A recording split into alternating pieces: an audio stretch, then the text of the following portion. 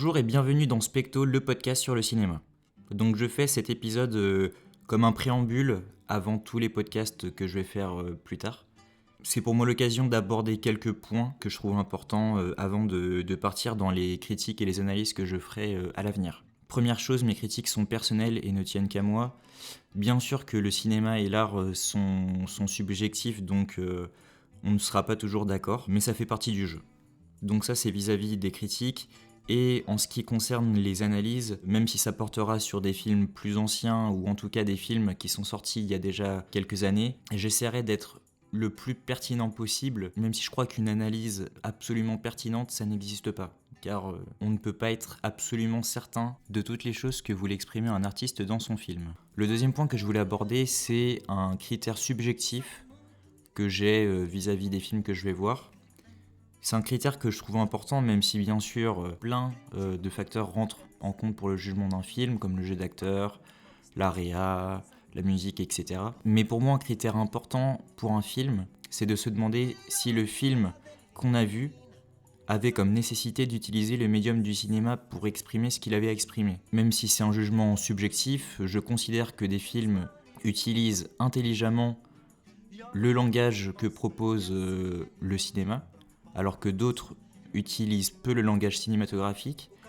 Et attention, je ne dis pas que ça en fait forcément des mauvais films parce que plein de facteurs rentrent en compte.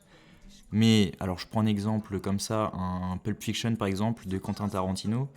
Pulp Fiction, c'est dur de se l'imaginer sous la forme d'un livre, d'une pièce de théâtre, et encore, ou sous un autre médium. Et donc pour moi c'est un critère important, c'est de se demander si le film avait pour nécessité d'utiliser le médium du cinéma pour exprimer ce qu'il avait à exprimer.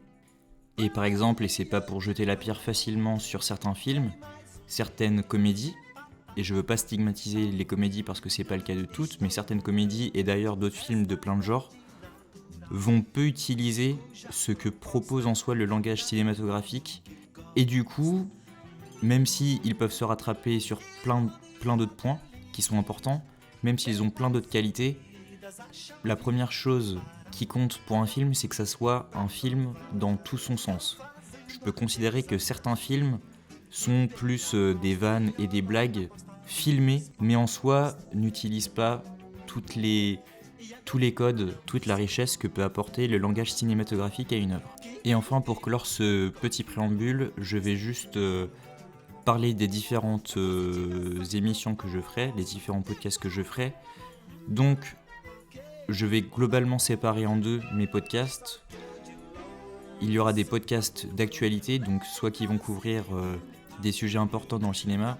Par exemple, mon premier épisode sera porté sur les Oscars, qui se déroulent ce dimanche. Et donc mes autres podcasts d'actualité parleront des films qui sont sortis soit dans l'année, ou en tout cas dans les années récentes. Et l'autre moitié des spectos seront consacrés à des œuvres plus anciennes, plus classiques du cinéma, et aussi à des carrières entières de réalisateurs ou de réalisatrices. Donc voilà, après avoir dit tout ça, je pense avoir fait le tour. Je vais vous souhaiter une bonne journée ou une bonne soirée, et on se retrouve au prochain numéro. Salut!